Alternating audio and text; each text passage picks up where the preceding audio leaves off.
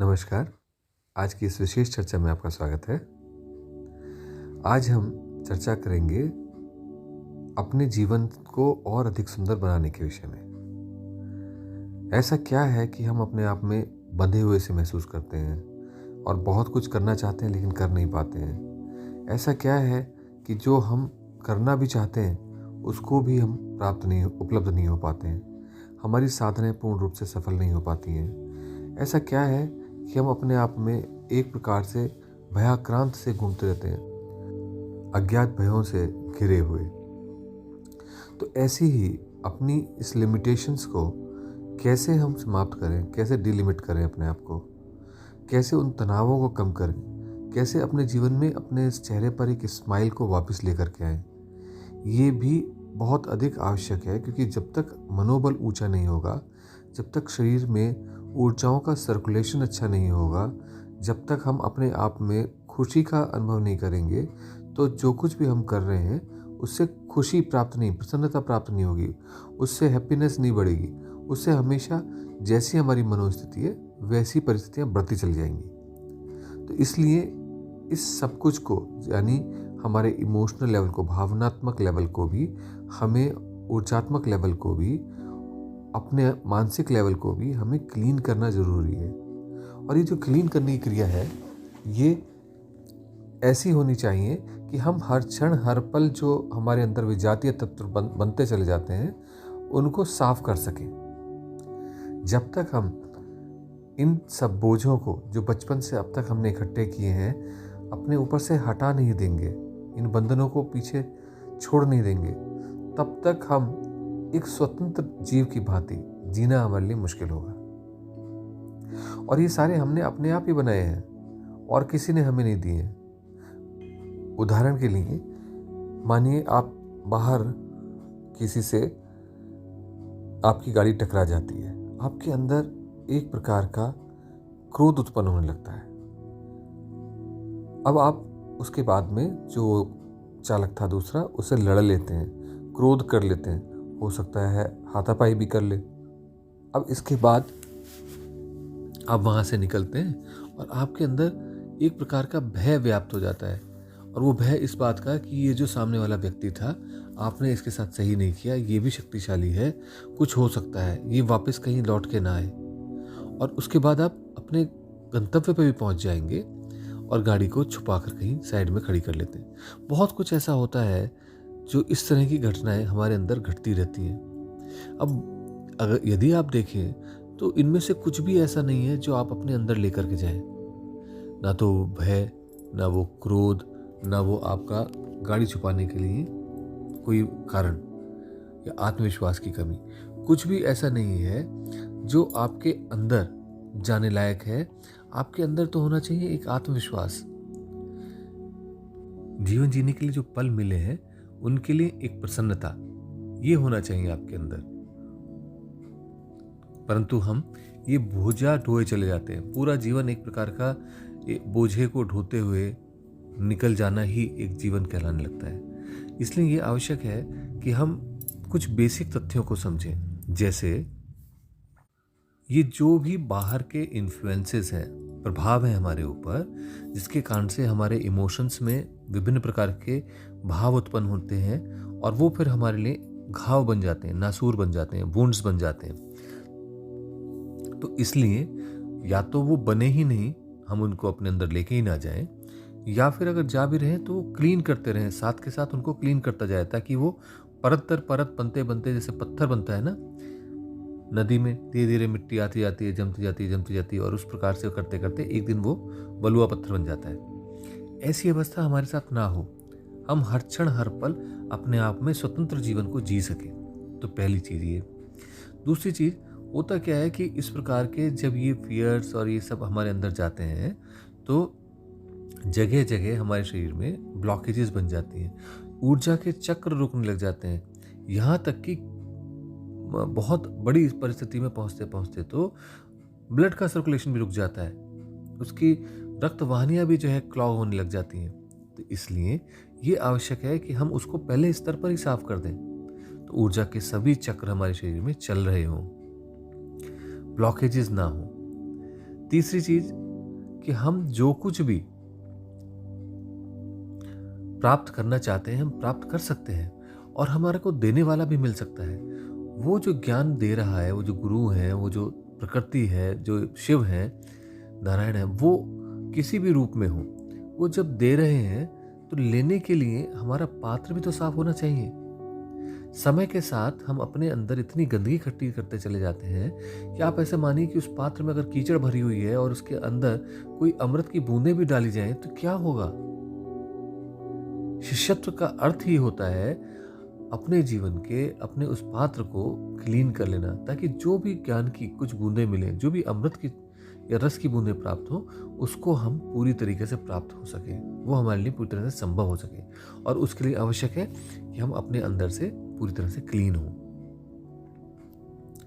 और चौथा बहुत अधिक महत्वपूर्ण बिंदु, जब हम अपने अंदर से क्लीन होते हैं, साफ होते हैं, तो हम जो कुछ भी डिजायर करते हैं वो ब्रह्मांड उसी प्रकार से उस शून्य को, जो खाली है, जो साफ हो चुका है, उस शून्य को भर देता है और मैनिफेस्टेशन होता है। इसलिए सबसे महत्वपूर्ण स्थिति यह है कि हम अपने आप में अपने को क्लीन करें, साफ करें, ताकि हम हर क्षण हर पल आनंद में जी सकें, उस उपलब्धि में जी सकें, उस आत्मविश्वास में जी सकें कि प्रकृति हमारे साथ है और हम सब कुछ प्राप्त कर सकते हैं। तो इसलिए एक प्रकार से अपने पूरे शरीर जीवन को बदल देने के लिए ये आज की हमारी चर्चा बहुत अधिक आवश्यक है। हमने जिन बिंदुओं पर बात करी, इन सभी बिंदुओं को अगर आप देखेंगे, जैसे कि ऊर्जा, होता क्या है कि भावनात्मक कुंठाएं हमारे शरीर में जगह जगह स्टोर हो जाती हैं, और वो जैसे जैसे स्टोर होती हैं, कहीं पर मांस लटकने लगता है, फैट बढ़ जाता है, कहीं पर हमारे अंग कमजोर हो जाते हैं। ऐसे में वो ऊर्जाओं का जो प्रवाह हमारे शरीर में, जैसे हमारे शरीर में आपने विज्ञान में पढ़ा होगा, जीव विज्ञान में, बायोलॉजी में, कि ब्लड का सर्कुलेशन होता है, ऐसे ही हमारे शरीर में लाइफ फोर्स का भी सर्कुलेशन होता है। और यही हमने सोहम में बहुत बार विस्तार से चर्चा करी है कि किस प्रकार से हम सांस लेते हैं। सांस की वायु तो फेफड़ों पे रुक जाती है, लेकिन उसका प्रेशर नाभि तक आता है, और उस प्रेशर से जो एनर्जी डिस्पर्स होती है, इधर उधर फैलती है, वो हमारी रीढ़ तक पहुंच जाती है और रीढ़ से उठ करके सर तक पहुंच जाती है। तो इस प्रकार से हमारे अंदर एनर्जी के बहुत सारे चक्र चल रहे होते हैं। ये तो एक ही चक्र हमने बात करी, हमारे चक्रों के अंदर भी ऊर्जाएं घूम रही होती हैं, इसलिए उन्हें चक्र कहते हैं। तो ऐसे में इन सभी तत्वों के, सभी चक्रों की ऊर्जाएं जहां भी चक्र में घूम रही हैं, सर्किट में घूम रही हैं, उनको नॉर्मल सी लाने के लिए ये आवश्यक है कि हमारे द्वारा आरोपित, इकट्ठे किया हुआ जो स्टोर हाउस बना दिया है हमने अपने आप को, जो कूड़ा कबाड़ हमने इकट्ठा किया, उसे बाहर निकाल के फेंक दें, उस कीचड़ को फेंक दें, ताकि हम एक उन्मुक्त, एक ऐसा जीवन जी सकें जो उदात्त प्रवृत्तियों से युक्त हो। और इसके लिए बहुत अधिक आवश्यक है कि हम हर क्षण हर पल अपने आप को क्लीन करते रहें। वो इसलिए क्योंकि हर क्षण हर पल कुछ ना कुछ हमारे अंदर निर्मित हो रहा है। हर पल अपने आप में एक नया अस्तित्व लेकर के आता है। एक पल में हम खुशी हो रहे होते हैं, एक पल में हम भयाक्रांत होते हैं, एक पल में हम गुस्सा हो रहे होते हैं, एक पल में हम अपनी समस्याओं से घिर जाते हैं, बंधा हुआ महसूस करते हैं। तो इसलिए ये आवश्यक है कि हर क्षण हर पल हमारी क्लींजिंग चलती रहे। दिन में एक बार क्लींजिंग करने से और फिर उसके बाद 24 घंटे बाद उसका दोबारा क्लींजिंग करने में बहुत समय हो जाता है। और जैसे जैसे हम साधना की गहराई में उतरते चले जाते हैं, हमें नित्य निरंतर उस क्लींजिंग की, उस अपने आप को साफ कर लेने की आवश्यकता बनती जाती है। तो आप इसको कैसे कर सकते हैं? आपने सोहम को समझा, उसको साधना को करके देखा। हमने बहुत बार बहुत सारी चीज़ों पर चर्चा करी। आज हम बात करना चाहेंगे कि सोहम में जो हकार है, हा है, हम जिसको आप बोलते हैं, सांस निकालते समय हम बोलते हैं, वो जो हकार है वो बेसिकली आपके अंदर से सारी नेगेटिविटीज को इकट्ठी करके और बाहर ब्रह्मांड को और इस धरती माता को सौंप देने की क्रिया करता है। वास्तव में ये हकार जब हमारे विभिन्न तत्वों से, चक्रों से निकल के आता है तो उसकी ध्वनि बहुत सारी बदल जाती है, लेकिन सोहम में जब हम करते हैं उसको, तो वो सभी में से होता हुआ, सभी को क्लीन करता हुआ बाहर निकल जाता है।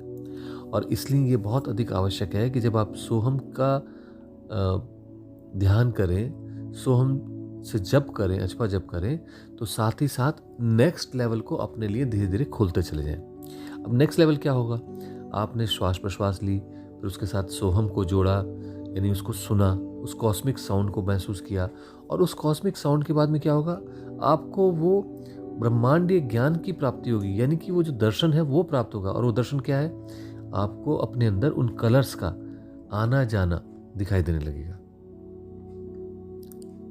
और यहाँ क्योंकि हम हकार पे जोर दे रहे हैं, तो जब आप प्रश्वास करेंगे तो उस प्रश्वास के साथ बहुत कुछ ऐसा ग्रे, काला, मटमैला सा आपके अंदर से निकल करके दूर ब्रह्मांड तक उसे भेज दीजिए। अर्थात प्रयोग तो वही रहेगा। आप आसन बिछाएं, सिद्धासन, सुखासन, पद्मासन में से किसी में बैठें, रीढ़ की हड्डी सीधी करें, कुछ देर जो है इस प्रयोग को करके देखें, ताकि ये पूरे दिन जब आप आसन में नहीं भी होंगे तो चलता रहे। और इसको प्रारंभ क्या करना है आपने? इसमें अपने आप को हकार के ऊपर, हम के ऊपर, सांस निकालने के ऊपर जोर देना है। सो को छोड़ देना है। सो अपने आप ही हो जाएगा, सांस अपने आप आएगी। तो आपको हकार पे जोर देना है। और हकार पे जब जोर दे रहे हैं तो वो जो तीसरी वस्तु स्थिति है वो उसमें जोड़ देनी है। यानी कि आपको पता है आप प्रश्वास कर रहे हैं, पहली वस्तु। दूसरे, उसके साथ हकार जुड़ा हुआ है जिसके माध्यम से उसे धक्का दे करके आप निकाल रहे हैं, वो दूसरी स्थिति। तीसरी स्थिति, आप उसके अंदर अपने पूरे शरीर से एक प्रकार का ग्रे सा कलर, भूरा सा रंग या काला रंग अपने अंदर से निकलता हुआ देखें और उसे दूर आकाश तक छोड़ दें। यानी हकार का बल इतना ज्यादा हो कि वो हमारे अंदर से खींच करके उसको निकाल दे, इस धुएं को, और दूर तक फेंक दे। तो आपको सिर्फ इतना सा ट्विस्ट करना है। सो को आने दीजिए, सांस अपने आप आएगी, वो होगा, उसके साथ सो आपको सुनाई देगा, आप सुनिए। लेकिन फोकस हम के ऊपर रहेगा। हकार करिए। और जैसे जैसे इस प्रयोग को आप थोड़ी देर करेंगे, आपको महसूस होगा कि आपके अंदर बहुत कुछ हल्का हो गया, बहुत कुछ निकल गया। अब आप इसको पूरे दिन अपने आप ये होता रहेगा, चलता रहेगा। हर सांस आपकी हकार निकाल रही होगी। और इस प्रकार से हर क्षण, हर पल आप अपने आप में एक वापस पुनः अपने उस मूल स्वरूप से जुड़ते चले जाएंगे। तो इसलिए इस प्रयोग को करिए और महसूस कीजिए और शेयर कीजिए, बताइए कि किस प्रकार से आपके अंदर से इस 10 मिनट के प्रयोग करने मात्र से भी कितना हल्कापन महसूस हुआ, कितने सारे बंधन टूटे हुए और बिखर गए और आप मुक्त हो सके, स्वतंत्र हो सके। एक आनंद घटित होगा। इसलिए इसे अवश्य कीजिए। आज के लिए इतना ही। नमस्कार।